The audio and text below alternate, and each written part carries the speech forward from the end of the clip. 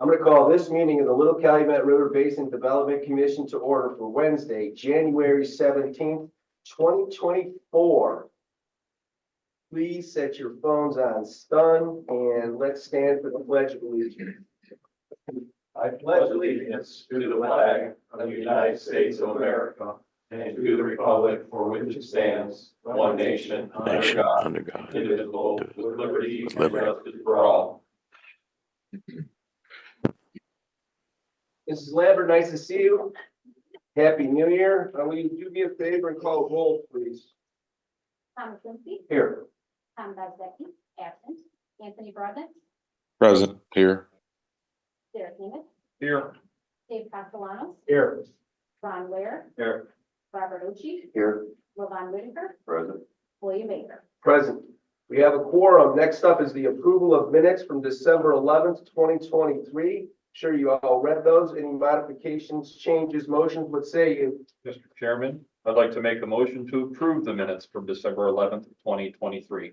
There's a motion. Is there a second? Second. And a second. Any discussion?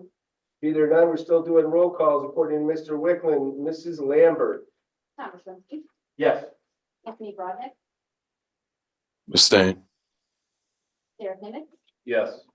Dave Castellanos, Yes. Ron Ware, Yes. Robert Ochi, Yes. Levon Whitaker, Yes. William Baker. Yes, they're out there for all to see. Next up is Chairman's report. I've heard this message before, but it's never going to get old because if you don't take care of a $275 million man-made flood control project, what you see on those greenish now pictures from September 2008 is what happens to your community. It's more important to be worried about why this project is in place as opposed to some of the peripheral things that go on. This is a 100% economic development project.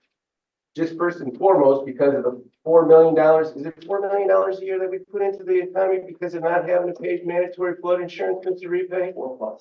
4+ is a good thing. Plus, not to mention the fact that over $1 billion in damage happened in September 2008 because of the purveyors of this project prior to that time weren't doing what they were supposed to do. So moving forward, we continue to work with the community. Obviously, we're working on a scenario where we're dealing with Mother Nature. You get 10 gallons of water for our 5-gallon bucket, we're going to have some issues, but we're far better prepared today than we were prior to 2008. Let's make sure we continue to look at the good part of what happens here is that the community is now inclusive of the entire watershed to make sure things like that don't happen to any part of our community. We're moving right along to the finance report because we still have to pay the bills. We need an approval of the claims for January 2024. First, we need a motion though, folks. Mr. Chairman, I'd like to make a motion to approve claims for January of 2024 in the amount of $267,908.94. There's a motion. Is there a second? Second. And we have a second. Some discussion. Mr. Repay, just the high ones, the other ones that you can cover in your director report. I'll be quick. So we did engineering work for the MLK culvert work. That's 30,000. We did work for the gate repair, which is HA 24, which is considered Hammond. That's how we number them. It's Hammond's 24th gate, located by the BMV, by the White Castle National Better Place. That is now fixed and repaired, ready for inspections, which, by the way, inspections will start in April. BVP Enterprises, they cleaned Schoon Ditch from Columbia to Harts Ditch. That was one thing that we've identified over the winter. The next thing we're gonna attempt to do in coordination with the county is do Katy Marsh Ditch, and so we're gonna try to work that from Cal Township all the way into Highland. Walker's Landscaping for 7,300 for mowing and trimming. Great Lakes Electrical Maintenance, which is 7,800 for pump station. And then we acquired 106 parcels on the commissioner's tax sale. That's for 11,715 for Abrahamson, Reed, and Hills. Beyond that, there is a donation for the wildlife education exhibit. As you know, he's the gentleman who actually, there's a few, Paul and Mr. Ferguson, Tim, that trap the wild animals and take care of some of our needs there. They also run a educational summit for kids and organizations. And this is just an annual donation, just to give you perspective, their county person charges $200 per beaver. So I think we're getting a pretty decent deal here. So other than that, you can ask whatever. These Are there any questions for Mr. Repay on paying the bills? Be there none, we have a motion and a second. Mrs. Lambert. Thomas Linsky, Yes. Anthony Brodnick, Yes. Derek Nivett, Yes. Dave Castellano, Yes. Ron Ware, Yes. Robert Wilkie, Yes. Levon Whitaker, Yes. William Baker. Yes, paying the bills. Next up is the executive director's report. Have at it, Mr. Repay. What's going on in the field? Well, most importantly, I think Commissioner Whitaker said it before, but we'll formalize it at next meeting that our relationship, at least as far as our partnership with the Corps, as it relates to construction, has concluded in a letter that they had sent to us shortly after our meeting on December, I think it was 11th. We got it shortly thereafter. There is some money that needs to exchange hands. They owe us some money, and until that happens, we won't be 100% closed out. But we hope to have that accomplished, and it will be on our agenda for February. As I said before, we acquired 106 parcels from the Lake County Commissioners. Those parcels are ones that have not paid taxes more than 3 installments. And if you read in the newspaper, they're called the churners, which they just keep going and going. And so they offer it to government agencies as to which ones would be beneficial for you, for us to own. In this case, most of those 106 are located in Deep River, like physically in Deep River, that were platted as such, and also some areas off of Central Avenue and gosh, what is that road in Kingsville Lake Station? It's just real blank. But whatever the road, Clay Street. So it's between Clay and there, and we were working with GSD to acquire those. Once again, we've done levy security. They've had some run-ins with some individuals. Jodi had made a little flyer for vehicles that they've seen, but they couldn't necessarily get the individual out, reminding them that hunting is not allowed on the river or trespassing on our property. We've also worked with NIPSCO to enforce that issue, also to stop some of the dumping that is occurring. Heart ditch stabilization. The county commissioners approved or accepted the bids from Washington Equipment, which was the lowest bidder for the next phase of the stabilization, which is from 45th Avenue to Fran Lynn, and we expect that work to be done once we both sign interlocal agreements, probably sometime this spring. Talked about the MLK culvert replacement. We're working to get permission for the sandbar modification that's removing the sediment from on either side of Kennedy Avenue, which is filled in over the years. We're looking to remove that material, put it against the bank, which is going to require a 408, but it will help with the better drainage. Along the same lines, Kennedy Avenue, we are applying for a Ready To grant, which is a grant run through the IEDC in Indianapolis for some funding to finish the Kennedy Avenue Bridge, which is the lowest spot in this in our system as we speak, and one of the first closures besides Northcott Bridge.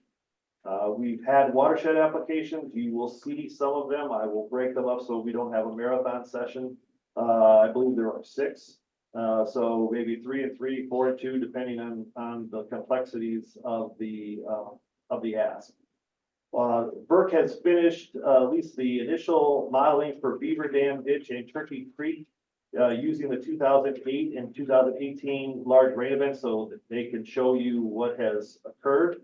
What they're also going to do in this next couple weeks is put the Stinky Creek application in, so that you can see what the impact of Deep River and Turkey Creek for that change. They're also going to add or reduce, what is that, by Turkey Creek, the railroad crossing by the golf course. So they've also taken that into consideration to see what impacts that will be in order to reduce the flooding that occurs in Turkey Creek, and for us to make better decisions, and as well as the county drainage board to make good decisions on when there's different projects and variances requested. Katy Marsh Ditch, there's a conflict right now between the electrical contractor and NIPSCO as to where they place the electrical box, but we hope that will get resolved soon. And NIPSCO should be putting up the power at the natural spring. They got the approval from the railroad. NIPSCO called me, I met them, wanted me out there, they were at the wrong location. We put them in the right location, and as long as there are no major power outages, I would expect that to be up next week, so. That's the fastest report I think I can give you. All right, thank you. Any questions for Mr. Repay? What's going on in the field? I have a first one having to do with the Schoon ditch. Are you telling me there's a NIPSCO issue with the Schoon ditch scenario as well? No. And in Hart ditch and at the water fountain? No, there should be a Katy Marsh. At Katy Marsh ditch, we have the Raker project that we are working with the town of Griffith on. Where the electrical panel was placed, at Arborgast, and I don't recall the street that's the east, west street, but there's a visual issue where the car cannot see north-south traffic on Arborgast, so they've got to move that now. And by moving it, you got to need another permit, which requires NIPSCO to move a pole that wasn't necessarily initially supposed to be moved. It's one of those things, but that's what we have to do in order, the town is getting several complaints, and they went out and they had their folks look at it, and they just can't, the good line of sight is gonna cause some traffic issues. And I wish I could tell you what that road is. That's just to the north of, the Katy Marsh, but. Safety first, but that means the Raker project thing isn't completed yet, nor is it working. That's correct. So we're doing manual cleaning on the one grate that we have access to, and has been reminded of that issue in light of, Commissioner Nimitz brought up the fact that although we're at 15 degrees today, and we're gonna get snow tomorrow, And it's gonna rain it's gonna be 50 degrees and raining next week. on So- frozen ground, which is not good. Correct. So we're aware of that, and we're gonna deal with it. 10-4. Anything else for Mr. Repay? I'll let him off. All right. Moving right along. Next up is other issues, new business. Mr. Chairman, I'd like to make a motion to approve a proposal with NCAP Incorporated for annual maintenance of Chase Street and Black Oak mitigation sites in an amount not to exceed $90,000 pending legal review. There's a motion. Is there a second? Second. And a second. Mr. Repay. This project was completed 2-3 years ago by the Corps. This is our end project mitigation. NCAP did the original work. It's a little bit of a not clear design as far as what the area is. That's probably NCAP to do it. They're qualified. They've done good work, and they're going to do a controlled burn this spring. At least that's what the schedule is. Now, how does that fit into all the other mitigation that we had done or have been doing from, what is it, Martin Luther King? Separate. It's separate. It's separate. So this is a part of the project. This was required by our LCA, which are local cooperating agreement with. Which is going away, by the way. Which is going away, but we still have to, by our permits through DNR and IDEM, we still have to maintain 5 years, I think, after the finish of the cycle. So, because you can't let it go back to what it used to be. So this is even though it was a federal project, we agreed to maintain it for 5 years as part of the permit. The place between Malcolm X and Martin Luther King and the Grant Street Marsh and the area off of where the rookery is us just taking it upon ourselves. We're not getting any credit for it. We're doing it just for the betterment of the area. So are we making sure that as we do all of these different mitigation projects that we're not leaving gaps and we're doing similar to what we did in the collars for the properties, just to make sure there's continuity and extend whatever project with whatever entity to make sure that we don't grow phragmites in between both of them, which seems to be our real program. Yeah, and the Corps is working on doing a phragmite database. What are you gonna do, a study? I was part of a call, but anyways, to your point about the gaps and the open spots, the Lake County Collaborative, I know there's a bigger name for it, which is Lake County Parks and Audubon and the Wetland Initiative and all those folks. they're gonna come in April to show you exactly what you're asking for. And that is the whole game plan from Martin Luther King all the way to Clark Street, I believe. What their game plan is as far as fixing and interworking our mitigation that we've already done into that whole, I think it's 700 acres if I'm not mistaken from what I've spoken to them about. And Mr. Repay, please do me a favor, because as much as all of those people you just mentioned like to go out in those spots and it's wide open and they get to play on the field with nobody around them, but still continue to force them towards where the density is and all of the issues associated where everybody is from let's call it Klein Avenue to the state line. You're speaking of the Phragmites. I'm speaking of just doing something to enhance the natural wildlife and not having to be just a big weed farm. And they may include further to the west than Clark Street or Burr Street. I don't know, but I know they said 700 acres and they give me more information as it becomes closer to the date that they want to present to you. Which I have right now is April, the month of April. You know, I appreciate all the presentations and the update, and by all means, those before and after pictures are outstanding, but come on. But they're gonna ask you for money, Well, yeah, well, give us a number and tell us what you're gonna do. and that's what they're gonna do. All right, thank you. All right, I'm sorry, I got off on what do they call that thing? A rabbit hole. Tangent. Yeah, rabbit hole. No, it gotta be wildlife associated, Mr. Oji, so I'm gonna go rabbit hole. All right, there's a motion and there's a second. Any discussion?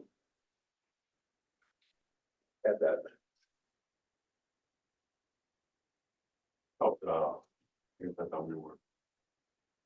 There's a motion and a second. Yeah, no, this is discussed. But I was under the impression that we were gonna hold off, but okay.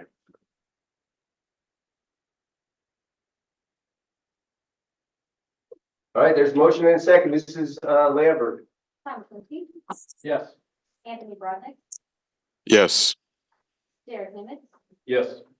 Dave Castellano, Yes. Ron Ware, Yes. Robert Ochi, Yes. Levon Whitaker, Abstain. William Baker. Yes. Moving right along. All right, Mr. Chairman, I would like to make a motion to authorize the chairman to enter into a lease for the commission's office space pending legal review. There's a motion. Is there a second? Second. Any discussion? Mr. Repay, this has to do with moving your offices, correct?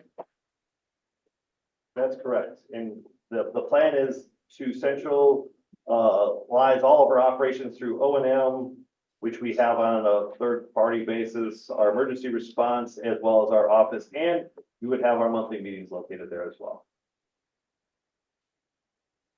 Motion and a second. Any discussion? So, Mr. Chair, Mr. Director, Dan, just Dan, it's fine. I don't need titles. He's been doing this for a while. This doesn't change, this is third party O&M. This doesn't change who's currently doing work and where they're doing it from and what they currently have in their possession to actually perform the work. No, and we talked about this earlier, but it is willing to speak in front of everybody. It's beneficial that we have third-party. Is your mic on? It says power on. It's beneficial to have third parties in the places that we need them. So for instance, we have first Try responders. that one, please, Jody, I'm sorry. because it needs to be recorded so everybody can hear. So you. we have first response. I can hear him here. We Can you hear have, me? Yes. Northern Indiana Mechanical, which is more of a heavy operator that is in Gary. We have Glenn in Gary. Then you go into Highland, we have the sandbag machine and their public works folks. In Highland, we have the actual sandbags themselves. I think at the last count it was 250,000 sandbags that are unfilled, that are stationed at Fisher Avenue in Munster. So all those folks, and plus you've got Wiltshire, you've got BBP, you've got several of them that are placed all throughout. So we know what the capabilities and capacities are of almost all of these subcontractors. So that's the long answer to your short question. Really should have been, it doesn't change anything. It just really centralizes us as far as having all of our stuff in one place, administrative level. Thank you. What about, the fact that we were, we had like a war room in Highland and we don't have that anymore?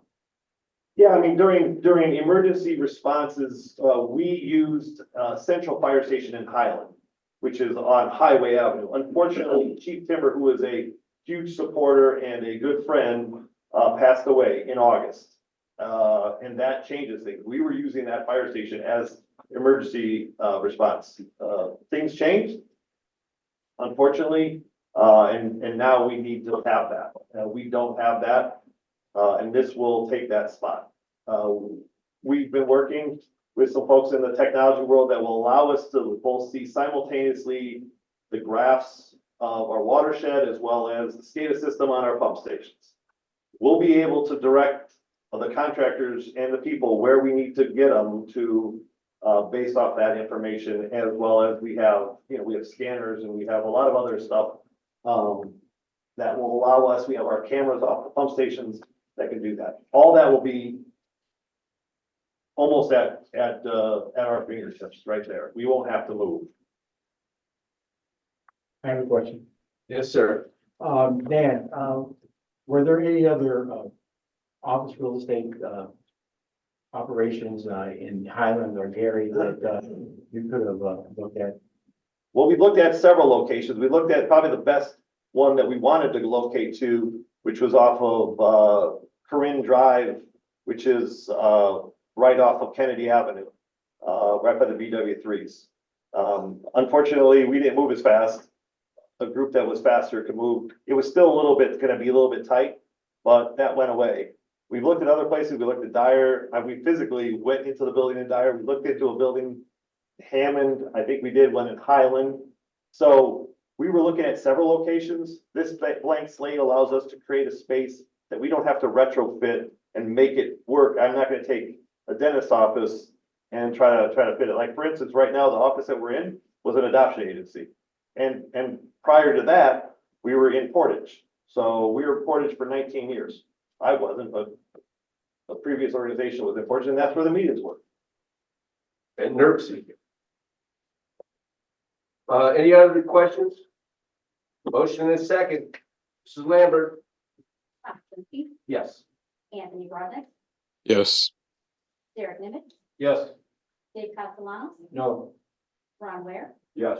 Robert Oshie, Yes. Levon Whitaker, Yes. William Woodruff. Yes. Moving right along. Lawndale. Lawndale was sorry. All right, Mr. Chair, I'd like to make a motion to authorize the executive director to seek bids for the paving and fencing of 3 parking lots located within the Hobart mitigation area. There's a motion. Is there a second? Second. And a second. Mr. Repay, I thought we did this already. No, we never gave myself, he never gave me authorization to do it. We were talking about doing it, but when we look back at it, we didn't have authorization. I don't want to do it without your authorization. So basically, we're paving in the 3 parking lots and fencing them, what we call the Hobart mitigation site that was done through the Corps that is currently managed by DNR. And a part of our interlocal agreement with DNR says that we need to pave the parking lots. So because I think it's gonna be maybe over $100,000, I don't want to go up against not sending it out for bid and doing proposals. Right, well, the asphalt plant doesn't open for a while, but who's gonna be doing the maintenance of this paving and fencing of 3 parking lots after this work is If completed? you're looking at them 2 doors down, DNR. correct. Our job in the interlocal is just simply to create it. And we're using their advice as to how they want it to look so that we do it. So this is still part of the LC? No. This is not. No, this is a part of what we just did with NCAP, but just on a scale of DNR. And because Hobart requires parking lots to be paved, this is why we're doing it. And we'd like to fence it so that we don't have knuckleheads running through a mitigation area that Derek is trying to keep clean. Mr. Nimitz, I have a question. Yes, sir. After you move on to bigger and better things, is there some paperwork that needs to happen to make sure the next DNR individual understands the maintenance requirements as it pertains to this particular location? That's something that still needs to be papered with the Little Calumet River Basin Development Commission. Thank you. Mr. Repay, capiche? Mr. Wickland, capiche? Yep. Any other discussion on this one? Yes, I have a question for, Mr. Wickland. I work for the Indiana Department of Natural Resources, and I am the property manager for Hobart Marsh. It is my understanding I need to recuse myself from this motion and vote. Is that correct? Thank you. Nicely done. Any other comments? We have a motion and a second. Mrs. Lambert. Tom Slingsby. Yes. Anthony Broadus. yes, Sarah Nimitz recused. Dave Castellanos. Yes. Ron Ware. Yes. Robert Ochi. Yes. Levon Whitaker. Yes. William Baker. Yes, ma'am. Moving right along. Mr. Chairman, I'd like to make a motion to authorize the executive director to seek bids for the seal coating of various trails along the levee system. There's a motion. Is there a second? Second. And a second. And then in stereo. Mr. Repay, I thought we were doing this already.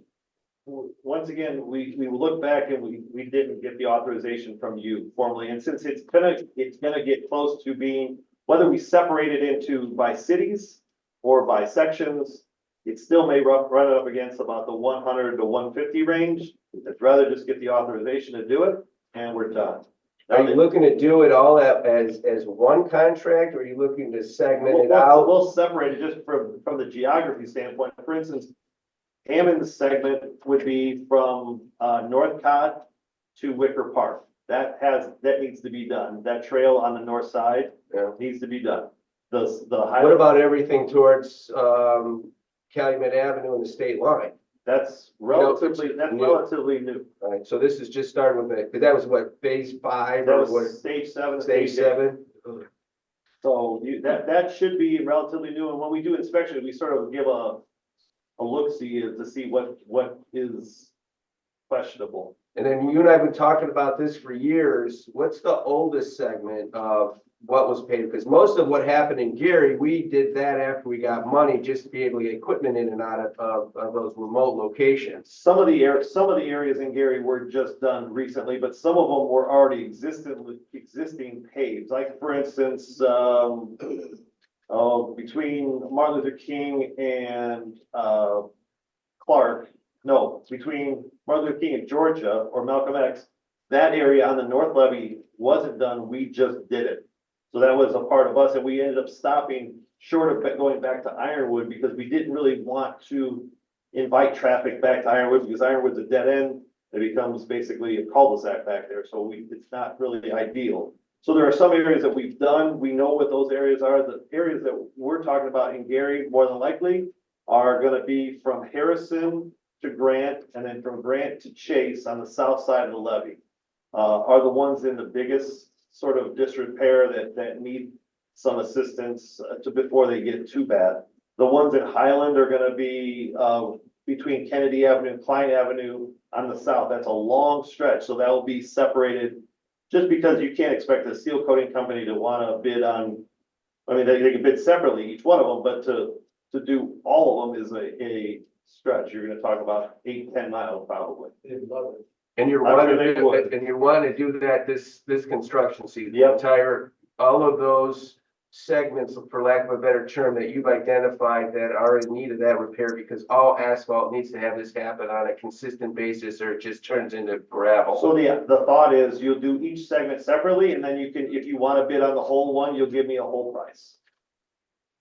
10-4, is there any, and did put a pin in the aspect of looking at how we might be able to utilize this to help with our hunting challenges and also to be able to provide access to folks to be able to enjoy some of the cool spots that you get to see off of that trail? I mean, our game plan, I think, for the hunting access is simply to go to the Erie City Council and ask them to pass an ordinance that does not allow the discharge of a firearm or weapon inside city limits.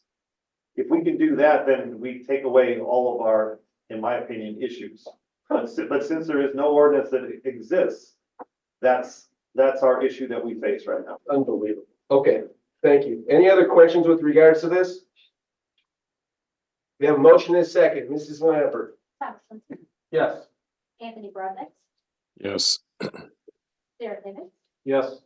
Dave Castellanos. Yes. Ron Ware. Yes. Robert Ochi. Yes. Levon Whitaker, Yes. William Baker. Yes. All right, moving right along. My favorite part, statements to the board from the floor. If you'd like to help us with some of this stuff, please come up to the microphone, state your name and address. And Mrs. Lambert, please help me with regards to Zoom because you know I'm a senior citizen and I don't handle that very well. We do have some people on Zoom that would like to speak, so, we can start with, Doreen Terry, if you'd like to go ahead.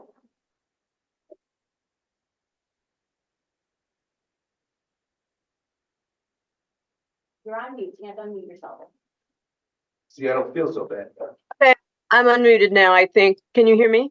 You can. Thank you for the opportunity to speak. I did write a letter to everybody's email. I don't know if anybody has actually looked at it, but my concern was that the office for the staff was being moved even further away from the river and the people most impacted by the river. And I thought it was be more convenient for people who would like to access the office and I guess in the future attend meetings if it were closer to the river communities and also further west. I don't quite understand why everything up to now has been in Munster and continues to be in Munster. It strikes me that if you are interested in developing our area in a sustainable way and in a way that gives people access to you that have not had as good access perhaps as others, you would move west potentially. I'm from Gary, so I'm most interested that you would find a place in Gary.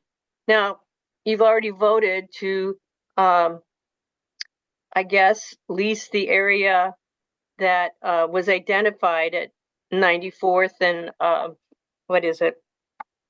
9410 Calumet Avenue. And I believe that's just like on the far south edge of the watershed, even if we're talking about doing development inside the watershed. So I just have some questions as to why it wouldn't be more important and more appropriate for the Basin Commission to have their staff offices and their meetings closer to the river and closer to the communities who live near the river. Also, I believe in the original agenda, it suggested that this consideration was going to be based on a legal opinion, and I didn't exactly hear that in the motion. So if you would like to answer a question, my question is why not closer to the river and the river communities? And two, what is the legal question that might be involved? Thank you. Dan, well, I'll do the river community. It is in the river community and it's only a half a mile from where we're sitting right now. So the watershed, as you know, goes all the way down to St. John. So it's not near the south end. So as it relates to that, that's that answer. Relating to moving it west, this is the western part of the watershed. So I think when you were discussing your point in Gary, it should be east. So I'll correct you with that. So we did look at all kind of communities and options as far as buildings since May and what would be able to meet the criteria of all the things Dan outlined earlier. And we're comfortable that we've done our due diligence.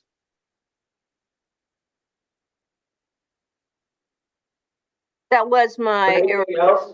east, but what is the legal question that needs to be addressed for this lease agreement?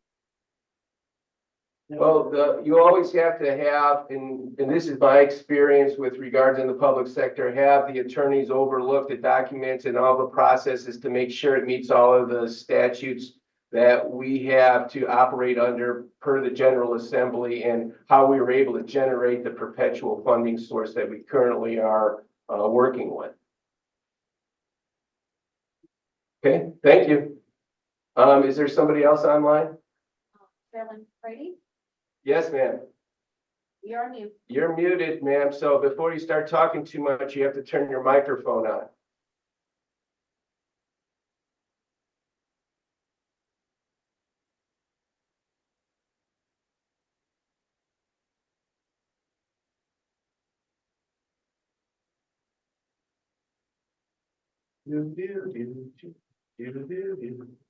Fall into. Bottom left corner.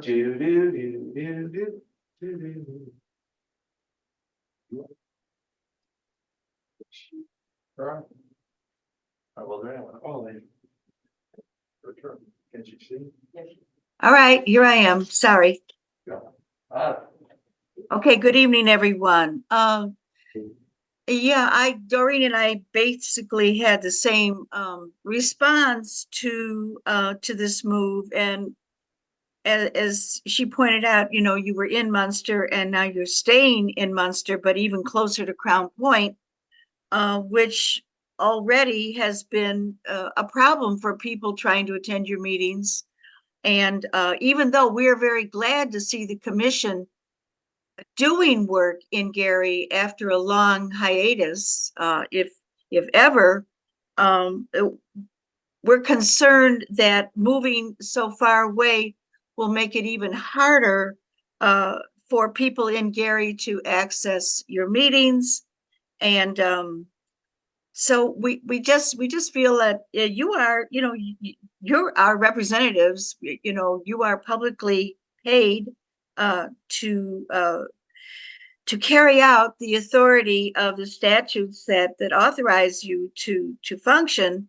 And it just doesn't sound to me like that this move further south and probably even further east is in line with that. And so I'm just concerned about, you know, the representation to our community. Are you still planning on having some meetings in Gary now that you're going to be even further out? I know you say you're only a half mile, but you know, when people don't have transportation, and Crown Point is a distance from our cities, are you still planning on having meetings in Gary, as you had indicated before? Because you know, we would like to know that. We would like to have that be part of, let's say, your consideration to us while you steadily move further and further away from us. If you could make a decision to make a commitment to hold quarterly meetings in Gary, like you did last year. And I thought it was very successful. People showed up. It was at IUN. It was, you know, it was a good evening. You have everything you need there, and, you know, then you go home. So I'm wondering if you could make a commitment to quarterly meetings held in the city of Gary. Thank you. I mean, we won't commit to anything, but we will commit to the point that we will go on road and be able to take the commission out into the communities to be able to have a chance to be able to voice their concerns in a manner that doesn't involve Zoom or driving, you know, west. That doesn't involve driving west? Is that what you said? I did. Does not involve driving west? Well, if you go on the road, ma'am, and we take the meeting to the communities, yes, you wouldn't have to drive west, which would be what the previous, you know, areas brought out, right? So you would be able to be closer that way. Now, Crown Point, where the county building is quite a drive away from, you know, anywhere in the county, but we're more focused on making sure that the system and the watershed is taken care of, and we do that in such a manner where, regardless of where we are, we make sure that's the #1 priority. Thank you. Is there somebody else? No, I have one more question. I'd like to know who the real estate person was that you worked with in Gary to locate a facility. We did not work with any brokers from the standpoint of having representation. So then how do you know what's there and what isn't? Well, through numerous methods. Of course, some of the people here on the board, myself included, do this for a living because we don't work for the commission. This is something we do for the greater good. Between the networks that we have, between the locations that we have that are more as susceptible to be able to meet our needs, those things were all taken in consideration prior to even coming up with the final list. Mm-hmm. Okay, all right, thank you. Thank you. Anybody else on there? That's all I have. No? Anybody here? Yes, sir. Hi, Gary Lee. Gary, I just wanted to ask you one question. Is the mic on, Gary? Tap it, see. I don't know. Just tap it, see. No, I can hear him fine. There you go. You want this? yeah, but if it's not on, Anthony, it's not. I just had Gary Lee. Roger. One question, as part of your due diligence, did you research the possibility of building a building? Yes. Okay. And why did you rule that out? Expense. We're trying not to own as many things as we possibly can. That makes no fiscal sense, but that's. And, But and construction expense. Appreciate your opinion. Anybody else? Going once, going twice? Next up on the agenda, I'm gonna bring it back to the board. Mr. Ware, Nothing at this time. Mr. Whitaker. Thank you, Mr. Chair. Thank the, folks that came out and, spoke on behalf of the concern, especially the one regarding real estate. There were some questions that I think a lot of us had throughout this process and some things that we each sort of took the time to voice and express. In particular, mine's where it is, you guys know, we don't, have the traditional committee meetings. We don't have committee meetings at all. But it's necessary for us, and sometimes it takes us a little bit longer to come to some consensus or some discussion. This is one of those where I think a process in terms of trying to understand as a governing body, what goal do we want to accomplish with a new office or and what does that new office look like? What does it entail?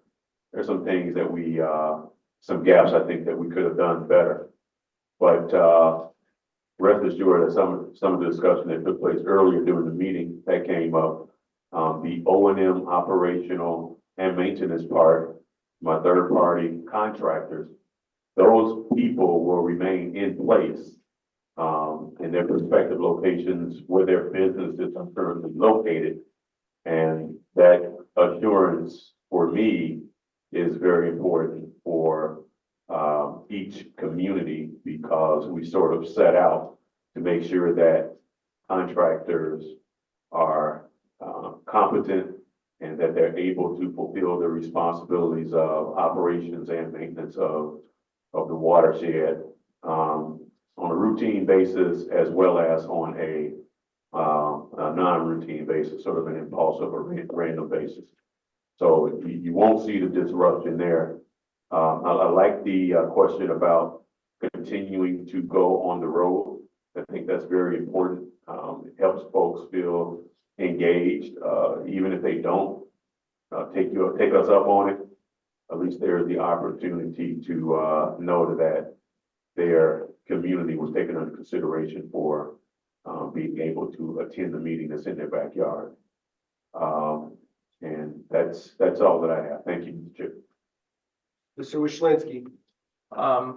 Just follow up with Mr. Whitaker a little bit. I want to thank all the individuals that were involved in this, Dan and Jodi.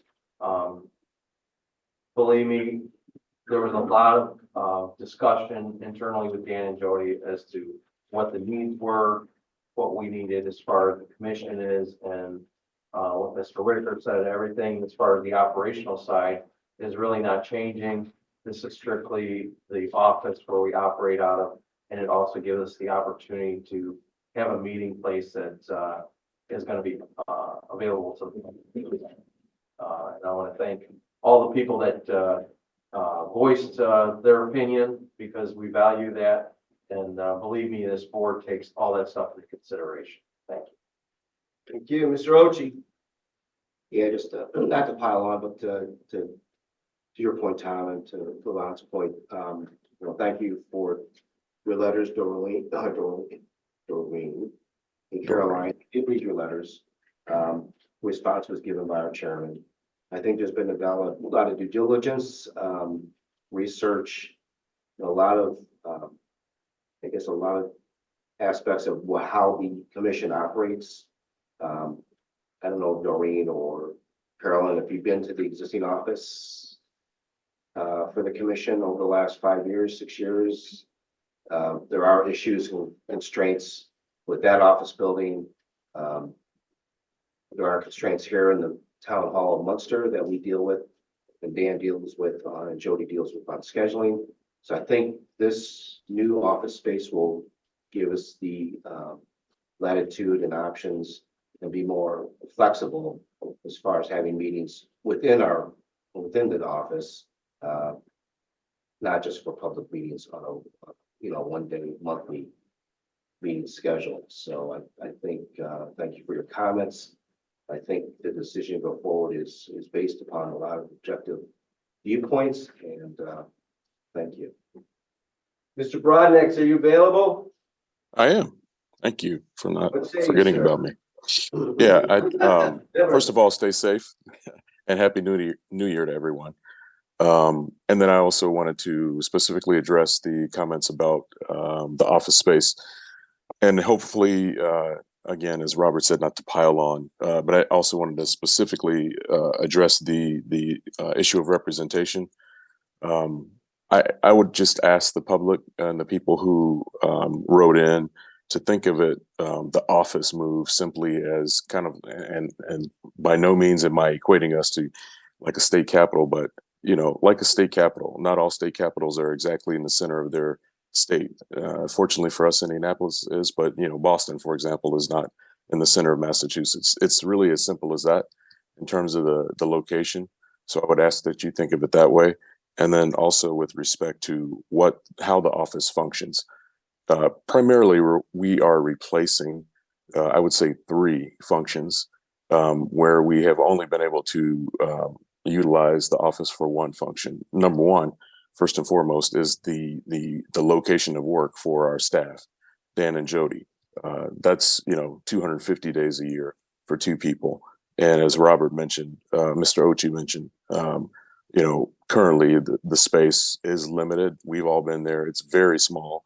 And we've been there for a long time, and it is just becoming a challenge, which is why we started this exercise about a year ago.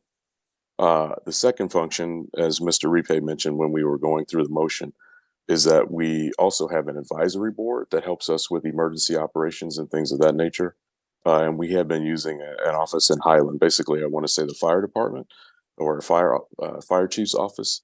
That is no longer available to us, and then also for public meetings as this one, and between the advisory board and this one, those are both 12 days a year. This meeting, the town of Munster has been very accommodating, but that relationship is changing. Obviously, we're still here, but we don't have the flexibility because this is the town of Munster's building. So, sometimes we are limited in flexibility. And then the 4th thing I would specifically add is that last year, we did go on the road. In fact, the last 2 or 3 years, we have gone on the road. And sometimes I remember particularly in Maryville and Crown Point, we do want to connect with the community, but at the same time, sometimes, and again, particularly as I recall in Maryville and Crown Point, the setup is different. And so sometimes we can't facilitate the meeting. We can't facilitate the Zoom. The cameras aren't in the same angles, all of those things. Had a lot of challenges to overcome that way. And we want to try to avoid that so we have an effective meeting as well. So I just wanted to specifically address the public's comments with respect to that. Ideally, you would be in the middle, and we did look at a lot of different options. So just want everyone to know that your concerns have been duly taken care of, I think. That's all for me. Thank you, sir. Mr. Nimitz. Nothing to add. Mr. Castellanos. Yes, I would like to say that I'm very sorry that we weren't able to go ahead and accommodate the city of Gary. As you know, this is a message to Carol and Lorraine and to other representatives in Gary who spoke to me, even as tonight before I came to the meeting, that I tried to see if we can move into Gary. Gary has a lot of great opportunities. I think it's on the rise. The last meeting that we had spoke to that Gary's on the rise again, and let's not give up hope. And let's encourage other entities to move into the spaces that we have. We have a lot of good empty governmental spaces that can be used. So, but besides all that, there is one hope we have on for us, and that's this Lomar application that's going before the city of Gary, which is going to help development, just like it helped Hammond, Munster, and Highland. As you can see from Walmart, Cabela's, and all the rest of that. So once that little Lomar application goes through, Gary will be on the rise again, and we're looking forward to it. Thank you. Thank you, Mr. Wickham. Nothing to add. Mrs. Lambert. Nothing. Next meeting is in February. It's on the 21st. Check the website for the location, and I'll entertain a motion. Adjourn. Motion to adjourn. Motion and second. Thank you very much. All those in favor say aye. Aye. Opposed? Stay warm, everybody. Please be careful out there. It's going to be a tough couple of days.